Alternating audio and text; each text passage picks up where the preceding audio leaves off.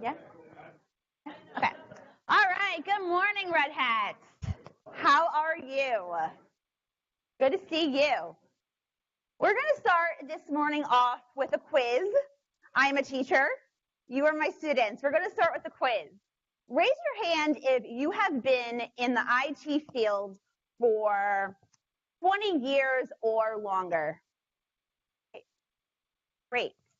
Who has been in the IT field for at least 10 years? How about 5? Who is brand new to the IT field? Awesome. Awesome.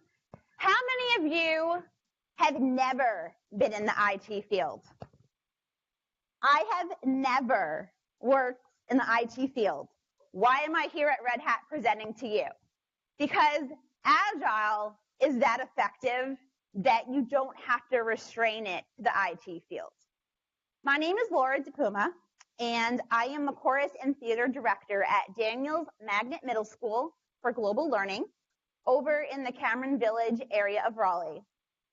I earned my bachelor's degree in music education at the State University of New York and my master's degree in music education from Boston University. I am from Long Island, and I have been teaching for 13 years. A couple years ago, I was dating somebody who was an Agile coach. He called himself a Scrum Master. And on our first date, I thought he was just making up something dumb to try to fool me. A Scrum Master? First I thought he said Scum Master. And I'm like, okay, that's real funny. Like, what do you really do? No, I'm a Scrum Master. I proceeded to make fun of this poor man for a solid year, like thinking this was just so silly. But the more I learned about it, the more I realized that not only does it make sense, not only should it be the only way we go about the things we do, but I realized that I had been doing these things for almost my entire career, but didn't have a label on it. I didn't know what it was called. I didn't know any of the buzzwords for the things I was doing, but that is just how common sense and natural this mindset is. Some facts about myself. I believe in reinventing all wheels. So most of the things I learned about conducting or teaching music in college, I have reinvented that years ago. I don't like to do anything the same as anybody else. So if there's a wheel, I figure out a new way to make it roll. I'm very bold and I take risks. And sometimes in education that doesn't fit in. So I got this job at Daniels Middle School about a year ago, and I came in with a bang. I was hired to take over a program that was floundering, and I came in and changed everything. These poor kids didn't know what hit them. I changed their repertoire. I changed their costumes. I changed their uniforms. I changed the classroom. I redecorated. And these poor kids were having a really hard time going with the flow. But change is what makes things interesting. And they are so in love with the way this program is running. And it's all because of Agile. I also believe that creativity and innovation go together. And though I'm a trained artist, I've been doing music since I was maybe in the 3rd or 4th grade. Why does creativity have to be limited to just the arts, right? Why does my creative brain just have to be focused on singing and acting and dancing? I started thinking about my strengths as a teacher, and I realized I'm more of a leader than I even thought I was. So yes, I tap dance, and I sing, and I put on shows. But I started to think about what are the best things about being a teacher. That's motivating people. I really love motivating my students. And that brings me more joy than winning trophies and winning awards. And that's a big part of Agile. I enjoy creating culture.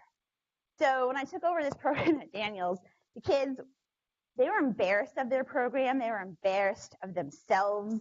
They didn't want me to bring them anywhere outside of our school walls. They were so ashamed. They thought they were nerdy. They just didn't feel good about themselves. But using the Agile mindset, I was able to inspire them to take ownership of their own talent and take ownership of their passion. And they're so proud of themselves. I can't keep up with them. So they have created this calendar of events. And if I agreed to every single gig they have signed us up for, I would have no life. I spent my summer vacation trying to relax from teaching, and they're blowing up my email asking for extra rehearsals, extra music to learn. They were afraid their voices were going to get rusty over the summer, and I have to take action. I have to come in and make sure that they're ready to go on the first day of school. And these were not the same kids that I met when I took over this program. 2001, the 17 pioneers that shaped Agile met at the Snowbird Resort in Utah. In 2001, if you mentioned this event to me, I wouldn't have paid attention, I wouldn't have cared, and I wouldn't have been able to fast forward to 2018, where these people have shaped my entire mindset. So I think about that event in that year and how it's inspired me to be a change maker. Change makers are the people that change the world, right? So if you want to change your organization and you want to change the mindset of the people you work around, you need to be a change maker. And every single person in here has the ability to be a change maker. And that's pretty inspiring. Why is the Agile mindset the perfect fit for music education? There are some reasons I have right there, but I bet you almost every single one of you has at least taken a music class when you were in elementary school, okay? I want you to think back to when you were in elementary school. You may have been in a similar scenario where you had the xylophones or the rhythm sticks, those annoying recorders. Have any of you played a recorder in the 3rd grade? Lucky for you, Frozen wasn't invented back then, because kids now torture their parents with Let It Go on the recorder. You can go down to Walmart and conveniently go down aisle 17 where the toys are, and there's a kit, the recorder, and a book of Frozen songs. So again, think back to when you were in elementary school music.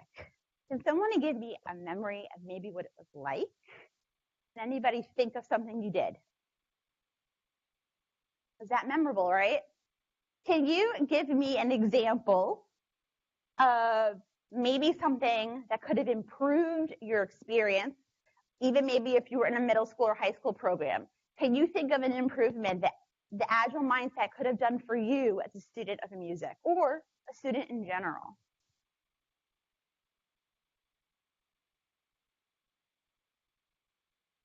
Did you ever take a class with a teacher where you felt that you had so much ownership of the material and so much ownership over your learning that you wanted to go above and beyond and do more? Right? Has anybody in here ever asked their teacher for extra homework? Person in the back, you were awesome. Most of us have not asked our teacher for extra homework. My students ask me for extra homework. They're asking me for music theory packets. They're asking to stay after school for conducting lessons. They're telling me that the music I have selected isn't challenging enough because they've learned my entire quarter's worth of material in a month, because they've taken ownership of their learning and they have full buy-in. I have not seen results like this prior to me incorporating an Agile mindset into my program. I saw nothing like this. So program buy-in was my number one goal, changing the culture into something where the kids wanted to be there, they wanted to go above and beyond, and they were running the show. When I first started teaching, I'm going to be honest, it was all the Lord, the Puma show. I wanted to take credit for everything. I wanted to control every aspect of my program. The kids, if they wanted to pick a song, they were not picking the music because I had the degree and I was going to pick all of the music. Fast forward 13 years into my career, I facilitate.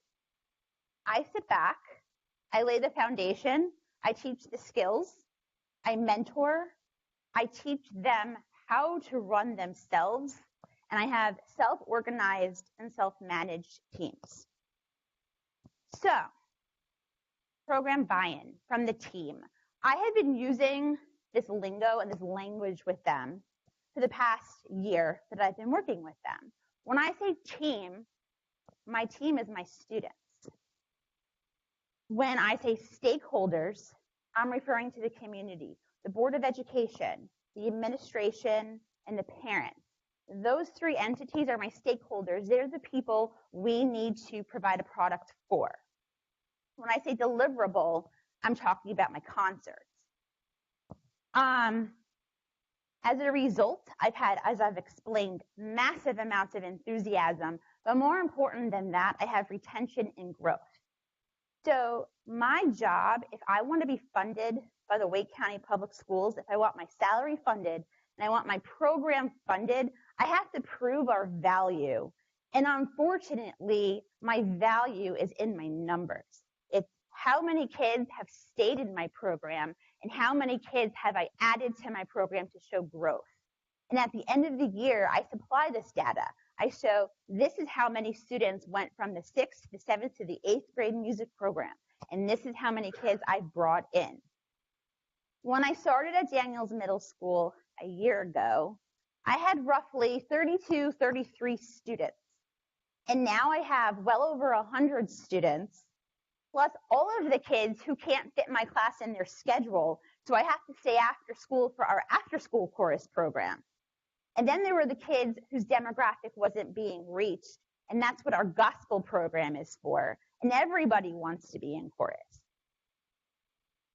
So another important fact that you may want to consider bringing to your organization in terms of cultural change is making the individual culture of your department or your organization unique and well known. What does that mean? Well, we have our community culture. So my school is inside the Beltline. We're an ITB school. And that means something, people in Raleigh. We're a middle school. So we have middle school culture. And then we have culture that's very specific to Daniels Middle School. But then we have chorus culture. Chorus culture involves all of our inside joking, all of the things that are funny and pertinent to us, all of our memories, the way that we interact. And it is so contagious and so obvious to everybody in the building that other teachers are saying, why do all the kids want to be in the chorus room? Why don't they come to math class? They don't do any of their homework because all they're doing is singing Hamilton songs. Make them stop singing Hamilton. And then the kids are like, well, what does that mean? Why are the kids walking around with that dusty trophy around the halls? To which we say, well, come be part of us. And kids catch the enthusiasm and they want to be part of our organization. So thinking about that and bringing that into your department or your organization, what makes your group, your team members unique? How can you build upon that? How can you ignite enthusiasm amongst the people on your team? And that goes beyond IT. You can take that theory and bring it to your church, bring it to your sports team, bring it to any group of people, because that's really what a team is, a group of people working towards a common goal. Change doesn't have to be fast. And that's why I think so many people are so afraid to buy into this Agile mindset. It's scary to have something that's working decently well and then pump the brakes, take a giant step back. That's scary. What is it going to do to your productivity and to your efficiency? I took the risk to slow down my musical machine. It took time at the beginning of the school year to set up student leadership. The students choose their own work. And what that means is that I didn't pick these songs over the summer and then spend the summer writing lesson plans and learning this all ahead of time. What I did was I let the students have buy-in into what they're doing, and they selected it. I had to teach them how to conduct, because they conduct most of their songs themselves. I don't do it. I had to teach them how to play starting notes on the piano, how to take the attendance, how to run the Scrum Ceremonies that we're running every day, which I'll get into in a minute. But it took a while, the first month of school, there honestly wasn't that much content instruction. It was procedural. Fast forward to the end of September, beginning of October, it's running like a machine. It's completely self-organized and self-managed. And not only did we make up for the lost time in the beginning, we're going at a much quicker pace. So if you can make people believe that slowing down on the front end is just going to roll into much, much more efficiency and productivity, that would be the number one thing I believe you need to do to be an advocate for this mindset. Breaking through that wall of fear that this isn't going to work. When we all know, we're all here because we all know it works, right? I hope so. We all know it works. Okay. So we're seeing faster results to the front end of the process, though it was slow at first. Why does being a creative, which I would consider myself to be a creative type of person, why does it imply that I only have to focus on artistic things? There's beauty in everything, and there's art in everything. Sometimes people have a hard time seeing that. A couple weeks ago, I walked into a technology class at our middle school. The teacher was teaching students how to do some basic code. I'm not sure what the language was that they were working with, but they were trying to create a basic like video game type of scenario. I sit down next to the kid. I'm looking over his shoulder. He's giving me that look of like, what? I'm just watching. And I exclaim, wow, did you know that's a language? I can almost, it's like, there's grammar in that. Wow, your code is beautiful. It's like art. It looks at me like, lady, you're nuts. But it's true. Anything can be creative. The software that you're building takes creativity, though many people in the IT field may not consider themselves creative people, right? It's a very different mindset than the artistic side of the brain, yet there's creativity in that. So I thought, if my claim to fame is my singing and my dancing and my conducting, why can't I take that same drive, ambition, and energy and this mindset and pour it into another field that could be equally as creative and make more money than teaching? So, thinking outside of the box to innovate and bring about change, cultural change, has become my new definition of creativity.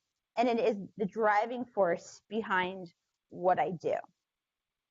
I thank my students for that because they like to say snarky little sarcastic things that we all laugh about, and little do they know that they're really inspiring me. Last year at our Christmas concerts, they get up on stage and they introduce me, and they're teasing me, saying, introducing our director, Mr. Puma, innovator, inventor, and they're listing all these stupid inventions that I jokingly have created, like the lemon guard, like the Wi-Fi Bluetooth-enabled glue gun. Because when you're making a set and you need a glue gun and it's attached to the wall and you want it to light up and play music, you need to have a Wi-Fi Bluetooth-enabled glue gun. So I invent all these really dumb things. And then I thought to myself, what if I took this energy that I put towards being silly with these kids and use it to create actual things? And that is the driving force behind why I want to leave education and take my mindset and my creativity and pour it into the field of IT. Pro-Agile. Hopefully, all of you in this room are pro-Agile, and if you're not, I hope you leave here feeling this way. Benefits of Agile, they're listed on that chart. Agile is fun. I consider myself a really fun person, and instilling enthusiastic culture and instilling leadership in other people is so much more fun than me standing behind my music stand, preaching at these kids, making all the musical decisions. It's not fun for me, and it's not fun for them. Having the back and forth communication between members of my team is so much more fun. And being the driving force behind that communication makes my day exciting and fun. Quality. I feel that we get a higher quality. And in my field, I'm talking about the students' education. They're getting a higher level of education because they're doing more. It's more hands-on, and it's less me just filling their heads with information, but they're finding out things on their own, which I think is a much higher quality music education. Like I've said, the Agile mindset can be applied to any organization and to any work. I'm also sure that you all have lives outside of IT. Does anybody here play a sport? Thank you. What do you play? Do you coach or do you play? Okay. Can you think of a way that you could use Agile with your team?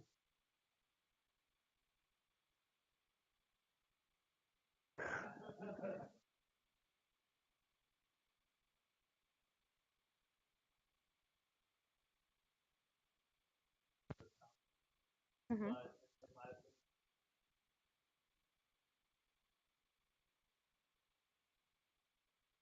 Okay. There you go. I was thinking about a sport that I play. I consider it a sport, and I consider playing it. I play CrossFit. Okay, I'm really into CrossFit, and as you know, all of us that are into CrossFit talk about nothing else other than CrossFit. I was thinking, when I go to CrossFit, the first thing we do is we walk into the box, and we stand in front of a big whiteboard, and we essentially have a stand-up. The coach gets up in front of us. He tells us basically what we're going to do for the day. We talk about what we did in the previous workout session. We talk about what we're going to accomplish today. And then we talk about the things that are getting in the way of our progress, our bad attitudes, our bad nutrition, not showing up enough times during the week. We assess our performance. We keep our data in Wodify, and we track our progress. So there are lots of different avenues you could use at least parts of this mindset. And I really encourage all of you to think about how you can be an advocate for Agile, how you can talk about it in the community, and importantly, how you can point out in other people how they are thinking in an Agile way.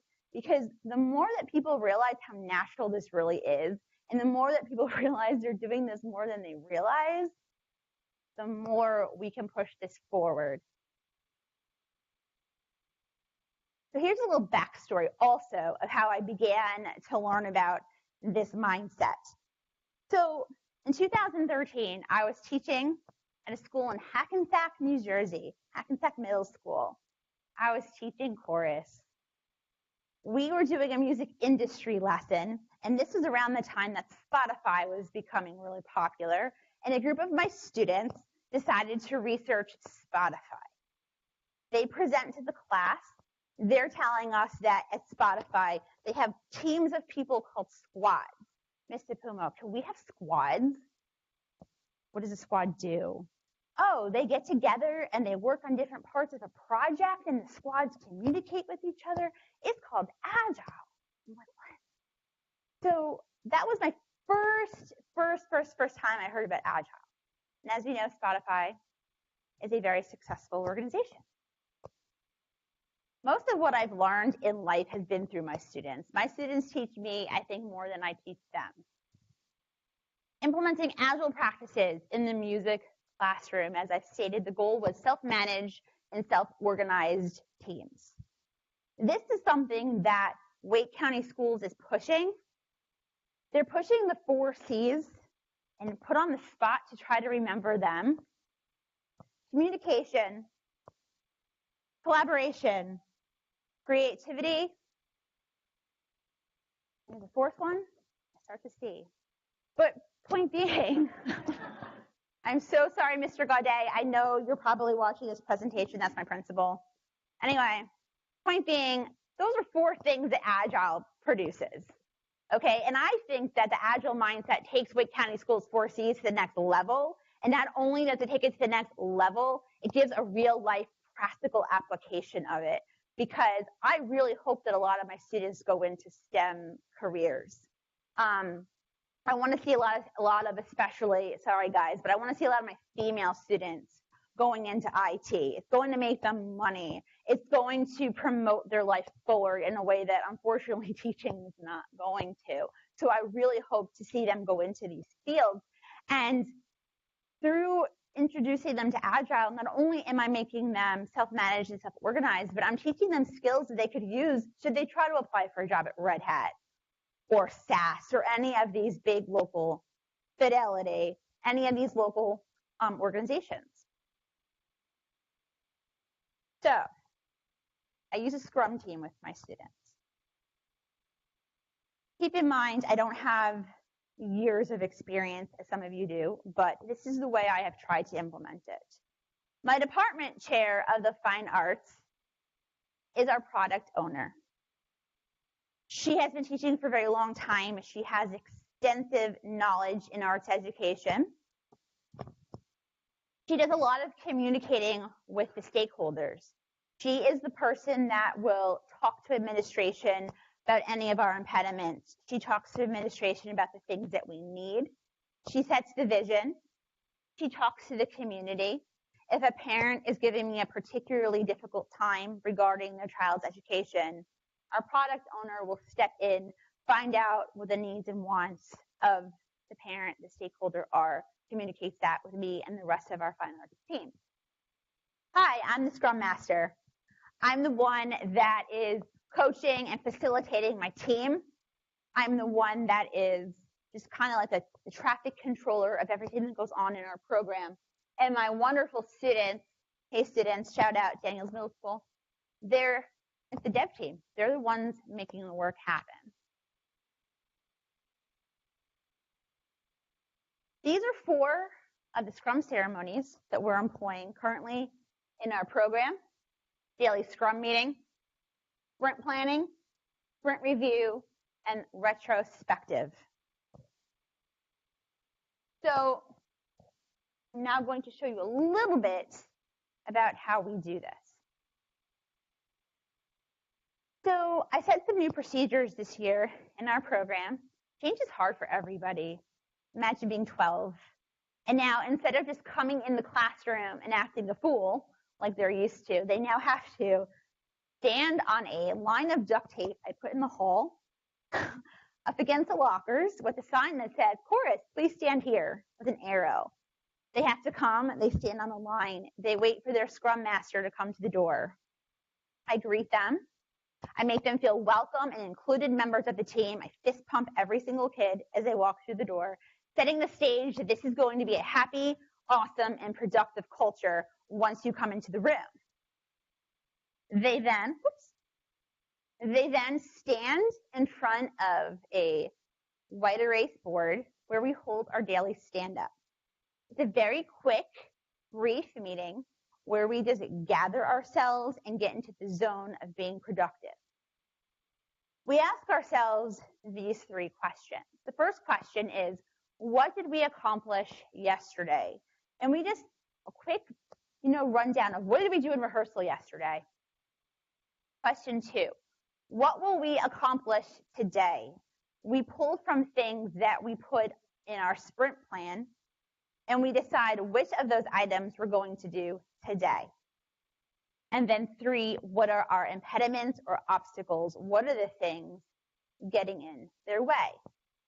Generally, question 3, they answer it very honestly. And on a daily basis, the answers are usually, we didn't practice, we are late to class, we fool around with each other, we pretend to go to the bathroom even though we're not. Like, they answer this honestly. And that gives me an opportunity to restate our expectations. Now, I don't say my expectations because my expectations aren't really as important as their expectations.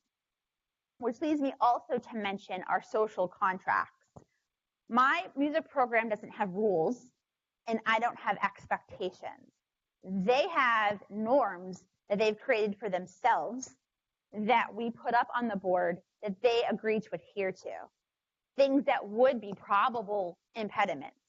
So on the first day, we brainstormed, what are things you think might be obstacles in our process? What are these behaviors or things that you would be doing that could present an obstacle We put them up. We agreed to try not to do these things. We all signed our names to it. That creates buy-in rather than me listing rules and expectations. Sprint planning. We run 2-week iterations. Here's an example. Jody Lee is a Hebrew song we're working on, and this is last week into this week. They're with a sub right now. Daniels, if you're watching this, please be nice to your sub. We're working on a piece called Jody Lee. I hope right now you're working on the diction. Stay singing in assigned range. They like to decide one day they're an alto and a soprano the next, and we agreed that, Lord, help me for the next 2 weeks, just be a soprano and be an alto and stop claiming you're something different. In a piece called CCD Moja, we were going to work on the guy-specific part. That's the 8th grade. At the bottom, that's 7th grade. They're going to work on the ending of Give Us Hope. We're working on a piece called Satisfied from Hamilton. They were going to work on staying in character. Blocking means where are you going to stand on the stage? How are you going to move?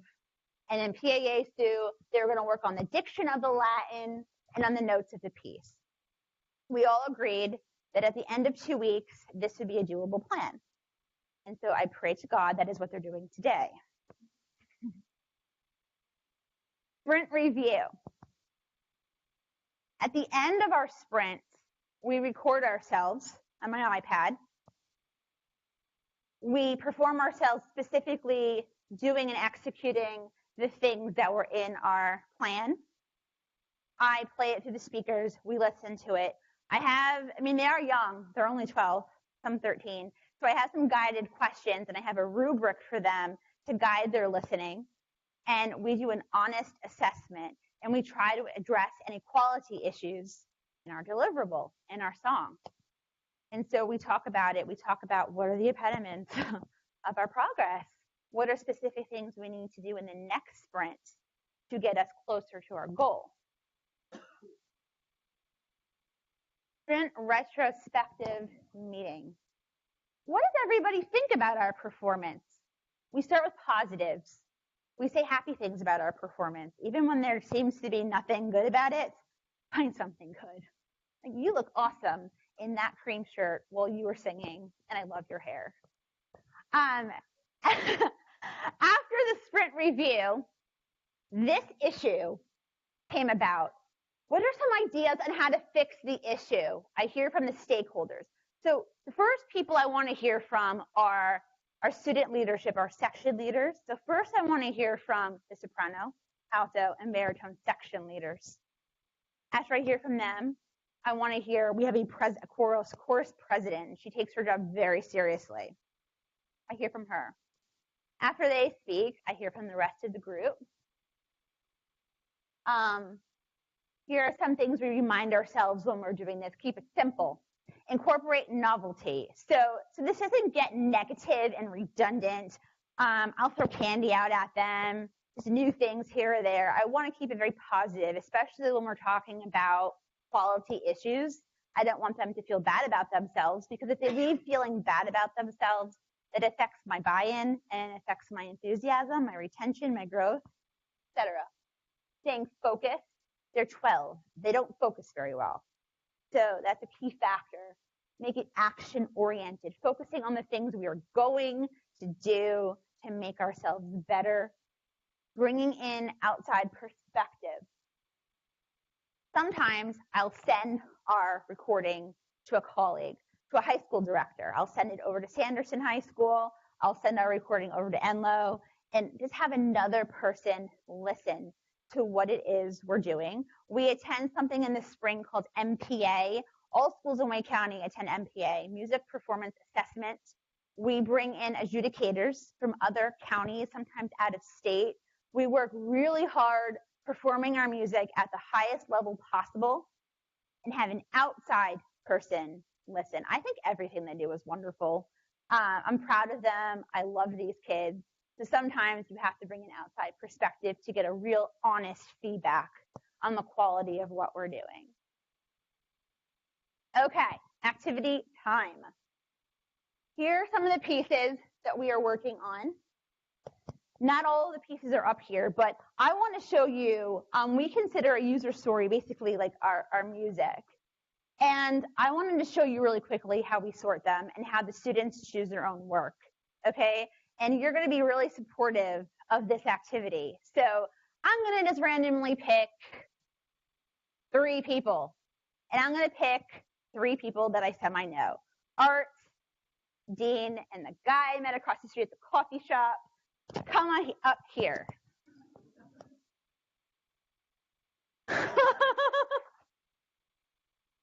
Art has been a good mentor to me. Dean is an opera singer, so he should be up here. And this man was nice to me in the coffee house. All right. So basically, it's really simple. Come on over here. Come on over here. There's no singing involved yet, but we will be singing. Take this. Take this. No, I ask music theory.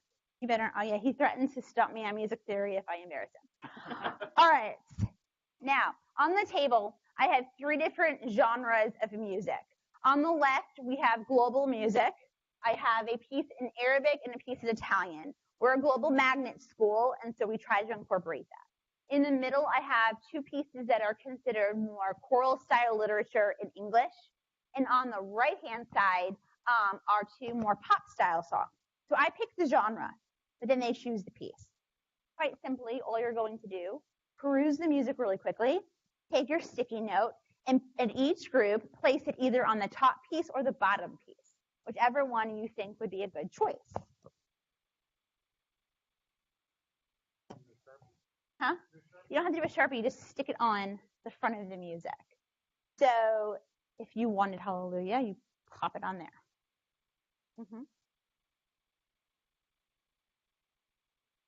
Now, while they're sorting these user stories, I want to give a shout out to my principal.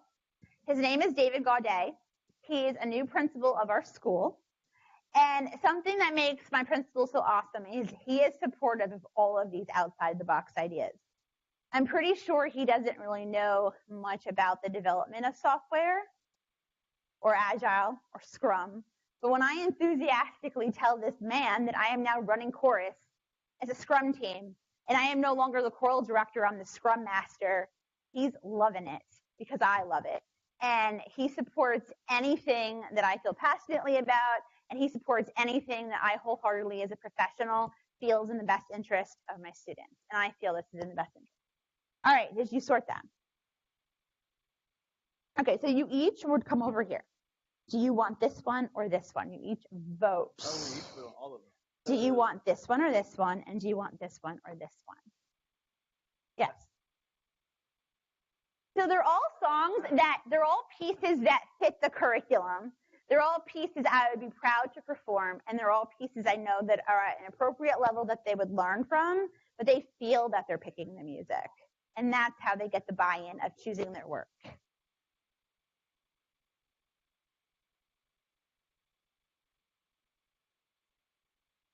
Huh? Yes, so the product owner oversees all of this. And so after the students pick their pieces, I'll bring it over to the product owner and say, hey, what do you think about what the kids pick? Or even before I bring the pieces to the kids, hey, what do you think about, do these pieces fit our global magnet theme? Do these pieces fit the direction that our whole performing arts team is headed in? All right. Now, if you guys step aside. So if this was my chorus, in our January concert, we would be performing Shir Kalak, Stand Together, and Can't Help Falling in Love, which is very close to what the kids picked. The kids picked Shir Kalak, Stand Together, and Leonard Cohen's Hallelujah, because it's from Shrek. But you were very close. Let's hear it for our volunteers. Woo! You guys can come sit down. Thank you. Oh, yes, there's no speaking involved, unless you want to sing. All right. Here's a picture of our backlog and user stories. It's very blurry, I apologize, but basically on the left, it says 7th grade tasks. I've listed the names of their pieces on sticky notes. I've told them that in a corporate setting, they may be doing this online. I've told them about Jira, I've told them about Rally, but we use this. The next column over is in process, the pieces that we're working on. And then we have done. On the right-hand side, it's the same thing for my 8th grade honors class. And in the middle, we have discussed our definition of done. So definition of done, what you consider something to be done, each member of the team might have a different definition. I can assure you that the kids' definition of done is not my definition of done. When we first started talking about this, they think something is done when they know the words. I think something is done when they know the words. They bring the notes off the page, and there's dynamics and phrasing and breath support and musicality. So we discussed this. The 7th graders and the 8th graders made their definition of done. And though you can't really see what they wrote, they basically wrote what I just said, that when the music is coming alive off of the page, and they've incorporated things into the music that might not even be on it, not every volume and not every articulation is noted in the music, the musicians have to decide that for themselves. And then they concluded with how they would feel. So they would feel that the piece is done when they don't feel embarrassed and they feel confident. And everything with middle school is about how they feel with their peers. So specifically, they said if they were to sing this at an assembly at school and they felt confident and proud and not ashamed and embarrassed in front of their peers, they would consider the piece to be done. As you can see, nothing is done right now. Our concert's January 15th, so we have a while left to go. But yeah, nothing is done, and very few things are in process. But hopefully that's changing with the sub today. Okay, I have a closing activity. Is the AV team ready to execute the video? All right, I am a chorus teacher. We've gone over this. I'm going to sing with you. You're going to sing with me. So welcome to the extension of the Daniels Middle School choral program. I need everybody to stand up. Think back to middle school. Some of you must have been in chorus. You are going to put your feet shoulder width apart. You're going to roll your shoulders back.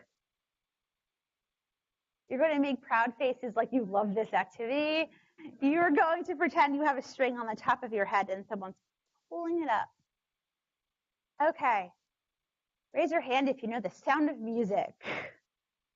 Cool. In preparation for our Sound of Music sing-along called Being Agile is Our Favorite Thing, we are going to just sing through a solfege scale.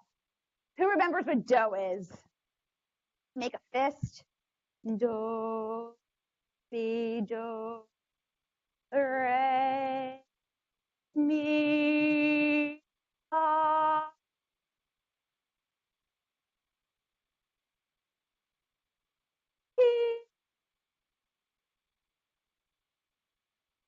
If I said the definition of done for everybody participating in that activity was everybody has to try, we would not be done. Let's try. This presentation will move itself along. Everybody does it. Here we go. Do, mi.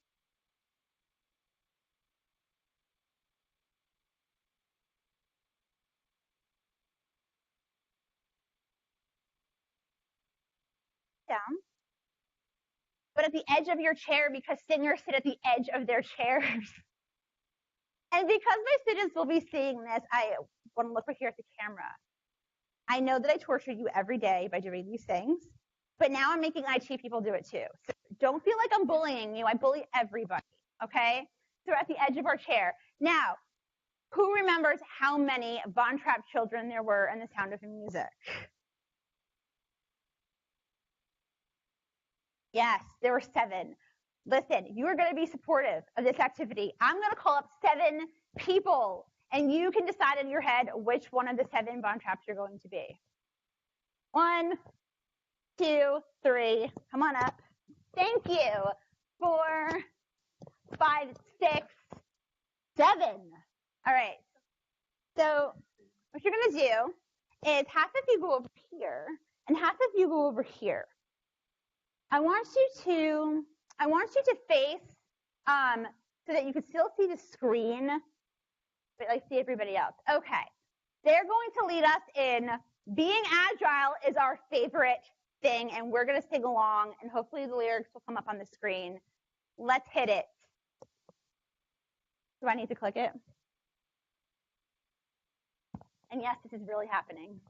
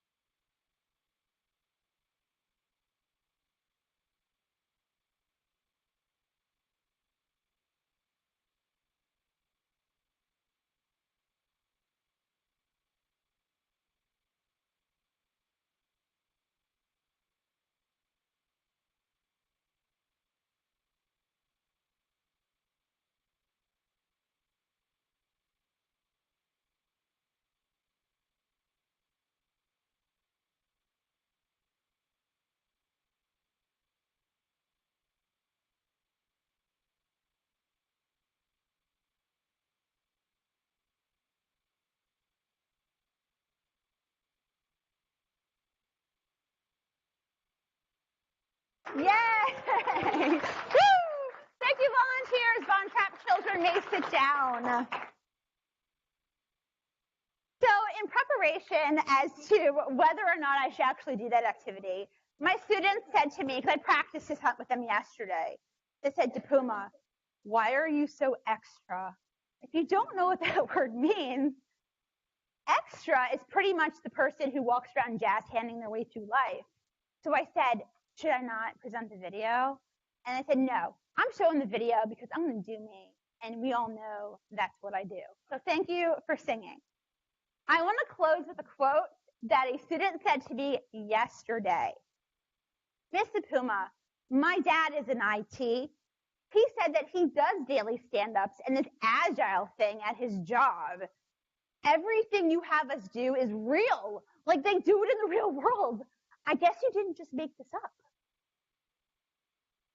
So if you're a parent, which I'm not, well, I mean, I sort of am to, 100 kids, but if you're a parent, you know that your kid believes things if they hear it from someone else. So they insisted that all of this ceremonial nonsense I do, I just made up one day. But because her dad does it, she actually sees the real life action. And now I'm going to let you process all of that. If anybody has any comments or questions, yes. Mm-hmm.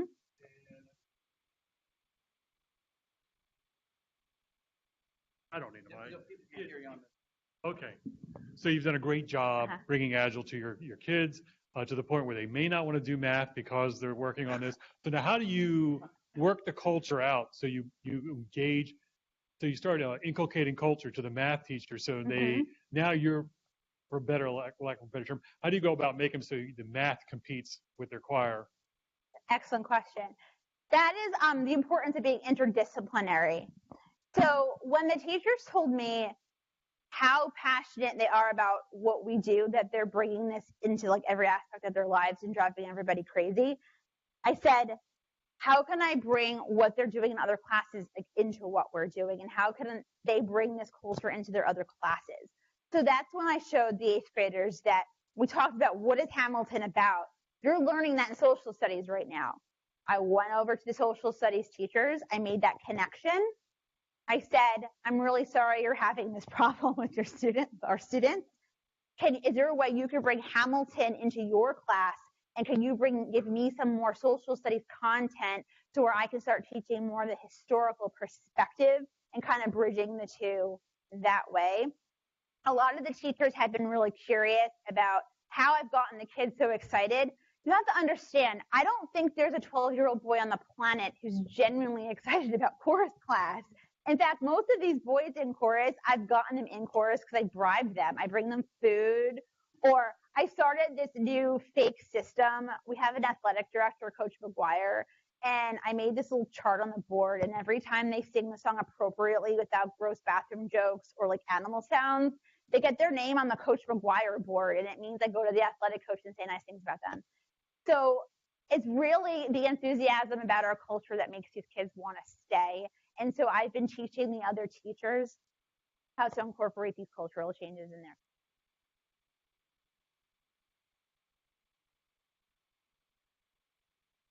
Yes.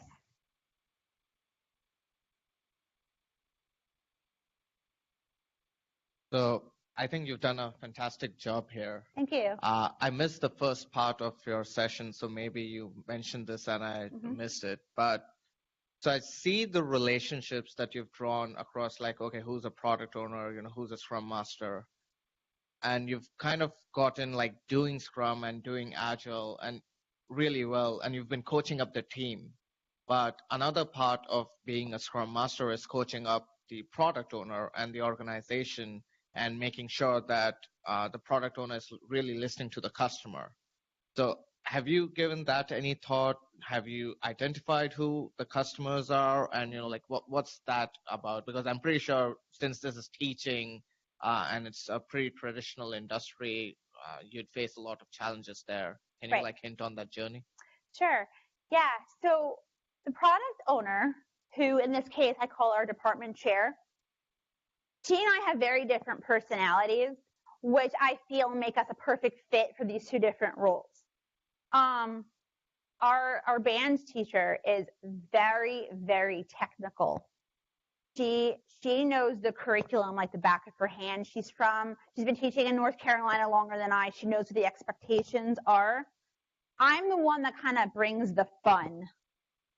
So I've discussed with her how to bring this fun dynamic of culture to her program, to all of our programs in the performing arts department, art, dance, band, chorus, and how to also make known what we're doing in the community. So she knows the kind of program I'm trying to run. When she goes out and does recruitment at our feeder elementary schools, she's talking this up. So I have brought her into it. If I'm answering the question, I think I'm answering. Have I answered your question? I guess I was more curious as to who do you see as your customers? You mentioned a lot of stakeholders, but who's the customer here? I feel that the customer it's a collection of people. The Board of Education is our customer because ultimately the Board of Education is who's funding us, who's funding my position, who's funding my program. The customer is the parents. If they're not happy with the repertoire or the deliverable, which is our concert, they're either going to pull their kids from my program. We're a magnet school, so these parents could take their kids to another school. So they're a customer. I also feel that our area superintendent, they're the customers. Anyone that has power over my program, I would consider a customer. They're the people that we're proving our value and our worth to, and those are the people I feel like I'm speaking to. Yes. So what specifically has been the feedback from those customers, parents and superintendents and so forth? Okay. So I came to Daniels in January.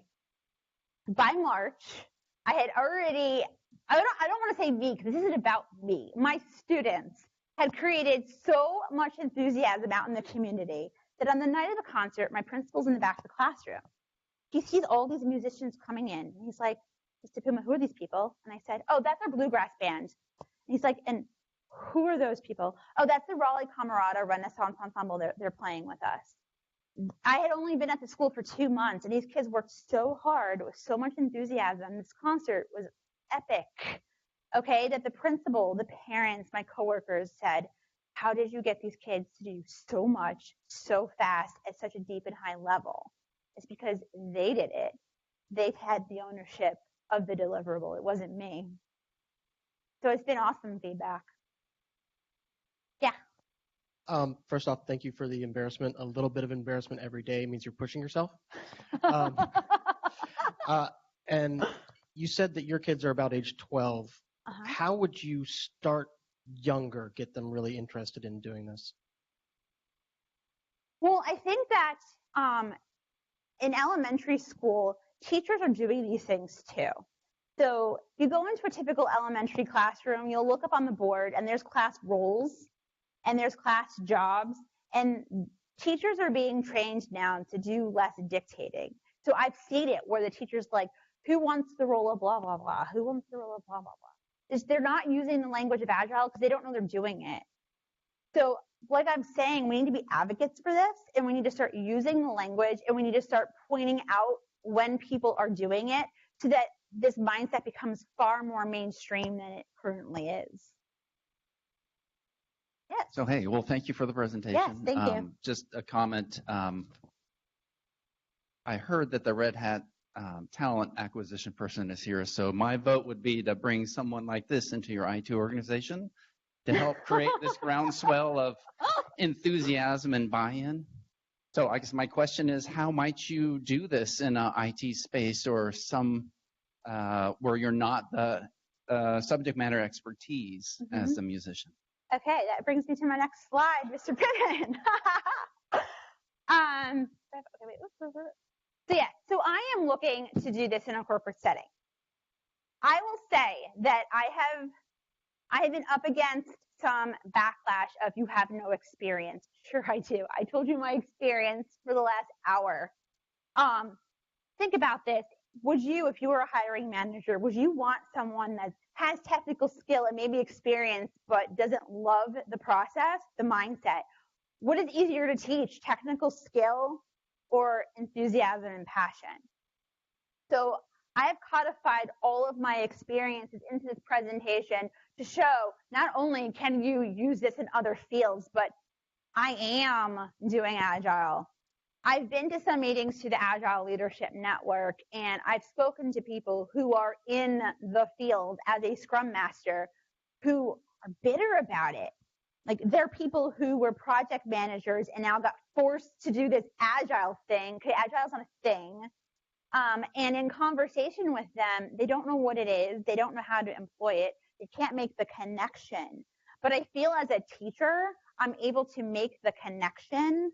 I'm able to advocate for it, and I'm able to teach the mindset to others. So that's one way. So if you are in an organization interested in a passionate musician who can come shake things up in your organization, I conveniently have some resumes on this table, and I have worked hard trying my best to convey my transferable skills and use the language that I've been trying to advocate for on my resume. So yes. Sure. Okay, there you go. I am a hiring manager actually for Scrum Masters right now. Sorry, not at Red Hat, but also, hey, not at Red Hat, so hi. Sorry about that, all Red Hatters. But I am curious because I know that you've had a lot of experience, obviously, with the middle school.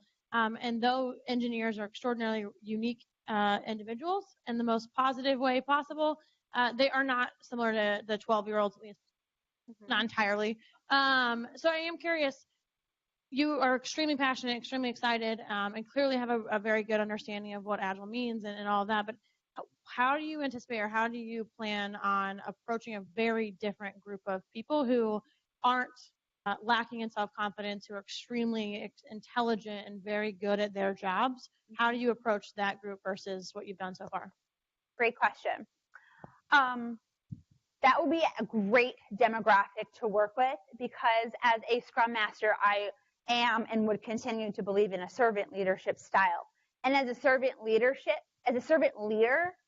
my job is to come alongside and facilitate. It's less of a teaching role than I'm in right now. Right now, I'm hand-holding, and I'm trying to raise up the next generation of IT people through this. I'm hand-holding and modeling and teaching. But in an environment with adults who are confident and extremely knowledgeable, I can let go of the hand and focus much more on the empowerment and the validating. So I know that one thing I feel that I have not gotten in my career is validation that I am knowledgeable and I am a professional. I've been micromanaged into the ground. And because of being a product of that, I don't want that for other people. So working with a self-confident, knowledgeable group of people means I can let them do what they do best, and I just manage the facilitation of that. Yeah, thanks. All right, oh, last question.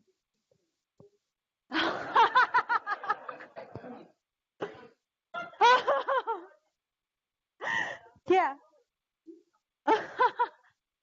Here's the thing. So yeah, teaching is great. I'm at a wonderful school, and it's not my principal, it's not the kids, it's not even the parents, it's the politics that are driving me out.